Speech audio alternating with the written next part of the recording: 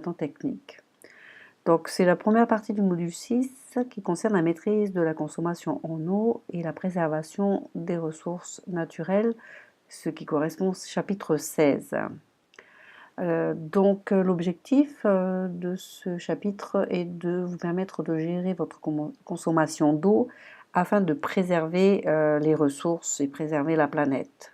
Donc il y avait pour démarrer le chapitre une situation où une petite jeune, Mélanie, en regardant la télévision, a pris conscience des soucis qu'ont beaucoup de populations à se procurer de l'eau, alors que pour elle c'est un geste simple d'ouvrir le robinet et elle peut boire de l'eau. Elle se rend compte que avec le reportage, il y a pas mal de problèmes d'accès à l'eau. Donc pour analyser la situation, si on essaie de formuler le problème, on pourrait mettre comment maîtriser la consommation en eau afin de préserver les ressources de la planète. Si on réfléchit aux causes du problème, c'est une eau inégalement répartie aussi bien au niveau de la quantité que la qualité qui est à l'origine de ce problème. Et les conséquences, ce sera une pénurie d'eau potable dans un futur proche, voire pas mal de morts. Pour aller un petit peu plus loin dans les connaissances, bien sûr, je vous encourage à aller consulter la vidéo de cours de synthèse que je propose aussi, où il y a pas mal de petites animations intéressantes. Donc nous allons nous poser une première question: quelles sont les ressources en eau disponibles? Si on regarde le document 1, les ressources en eau, on remarquera que le plus grand réservoir d'eau dans le monde, c'est l'eau salée, et ce qui se situe au niveau de l'eau de mer et l'eau des océans.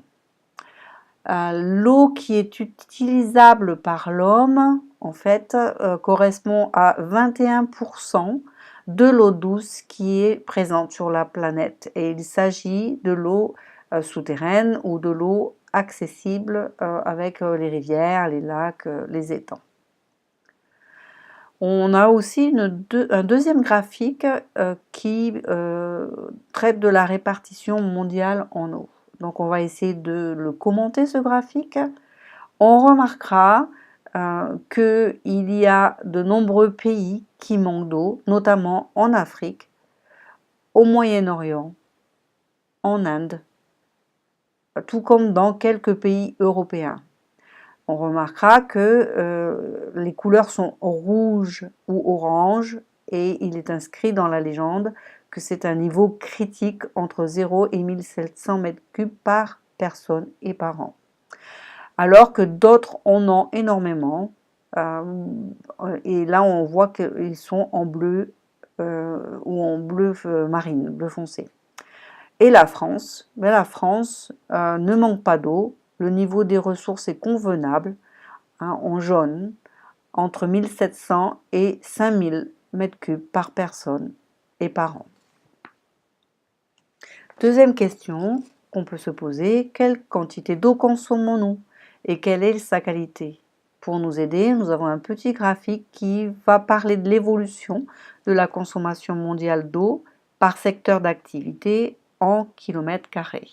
Donc rappelez-vous, pour pour commenter un diagramme, on regarde le titre. Après, on va regarder d'où ça vient, courrier de l'UNESCO, et on remarquera qu'en abscisse, on va avoir les années de 1900 à 2025, et en ordonnée, on a la consommation en kilomètres cubes d'eau. On remarquera que là, depuis 1950, la consommation mondiale d'eau augmente. Et ceci, c'est du fait de l'augmentation constante de la population. Je vous renvoie à petit document de la situation au début du chapitre.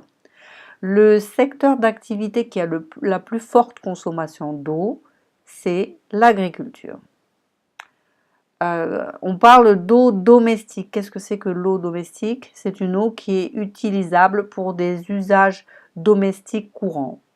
Par exemple, la douche, le bain, l'entretien de la maison. Et généralement, cette eau, elle est potable ou alors elle est filtrée ou épurée. L'eau consommée en France, donc pour quel type de besoin les Français consomment le plus d'eau? Ils vont consommer le plus d'eau pour les besoins d'hygiène et de nettoyage, essentiellement l'hygiène du corps, la douche et le bain.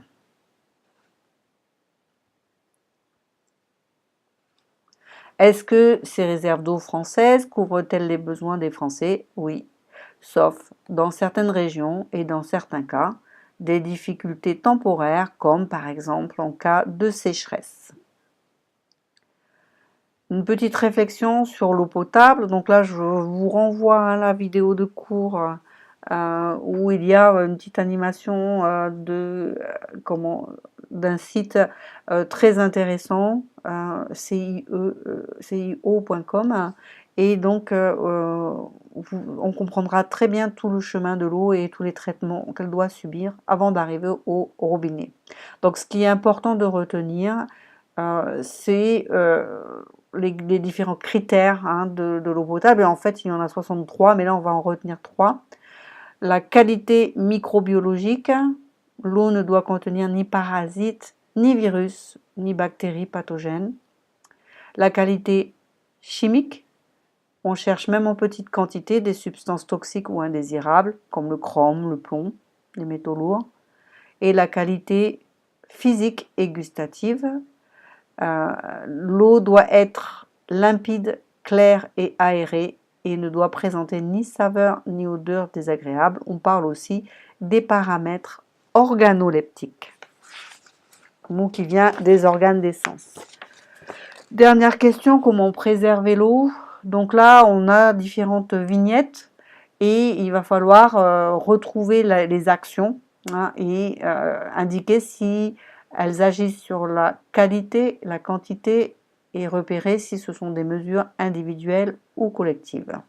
Donc là, nous avons dans la première vignette des toilettes de double position où on va agir sur la quantité de l'eau et où il s'agit d'une mesure individuelle. Réparer, d'abord c'est pas réparer les fuites, c'est ne pas laisser couler l'eau inutilement. Donc ça agit aussi sur la quantité, sur le gaspillage, et c'est une mesure individuelle. Faire intervenir la police de l'eau, ça va être donc une mesure collective et ça va concerner la pollution, la qualité. Et voilà en fait les fameuses fuites qui sont la plus grande source de gaspillage, jusqu'à 200 litres d'eau par jour, un robinet qui fuit. Donc ça, c'est une mesure individuelle qui va agir sur la quantité de l'eau. Deuxième série de vignettes. Donc on va avoir dans la première faire des lessives pleines. On va remplir le réservoir avant de faire tourner la machine.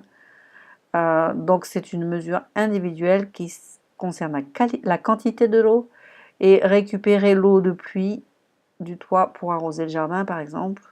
Ça va être une mesure qui va agir sur la quantité d'eau et une mesure individuelle.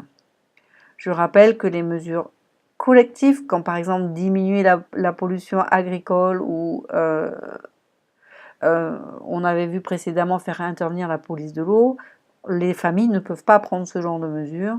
Ce sont les collectivités, les mairies, les provinces, le gouvernement qui vont agir à prendre des mesures visant à diminuer donc la pollution ou le gaspillage de l'eau.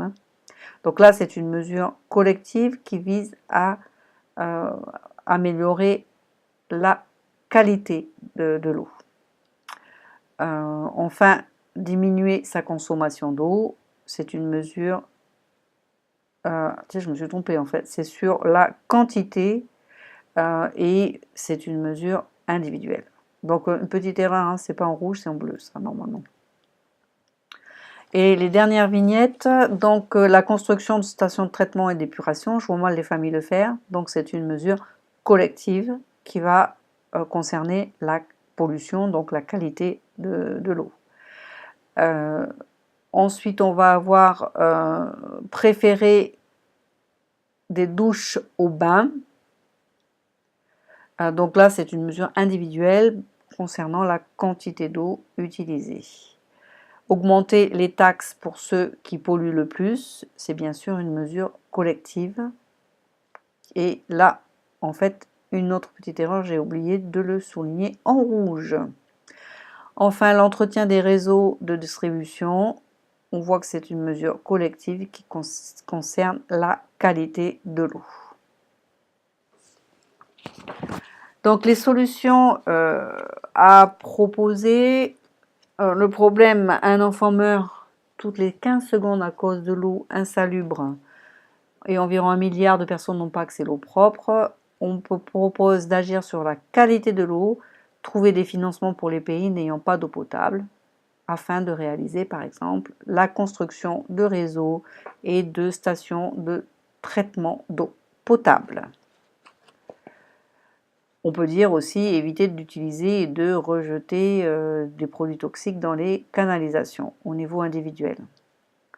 L'eau viendra forcément à manquer étant donné que la population mondiale ne cesse d'augmenter. Là, on va agir sur la quantité et on essaiera de faire des économies d'eau et éviter à tout prix le gaspillage. L'essentiel à retenir. Sur notre planète, l'eau se répartit essentiellement sous forme d'eau salée. Seuls 20% de l'eau sont de l'eau douce. L'eau est inégalement répartie. Certains pays ont beaucoup d'eau alors que d'autres ont de très faibles ressources en eau. La consommation d'eau ne cesse d'augmenter dans le monde, notamment du fait de l'augmentation de la population. C'est dans le secteur de l'agriculture que l'on consomme le plus d'eau. L'eau douce utilisée par les ménages est essentiellement destinée à l'hygiène et au nettoyage. L'eau potable est une eau qui ne doit pas nuire à la santé. Généralement, elle a subi de nombreux traitements physiques, traitements chimiques, traitements microbiologiques. Afin d'économiser l'eau et de préserver sa qualité, il existe de nombreuses mesures de prévention à mettre en place. La prévention collective, exemple construction de stations de traitement de l'eau afin de la rendre potable, et la prévention individuelle, exemple préférer les douches au bain. Voilà, j'espère que ça vous a aidé à vérifier si vos recherches ont porté leurs fruits et je vous dis à bientôt. N'oubliez pas de vous abonner à ma chaîne.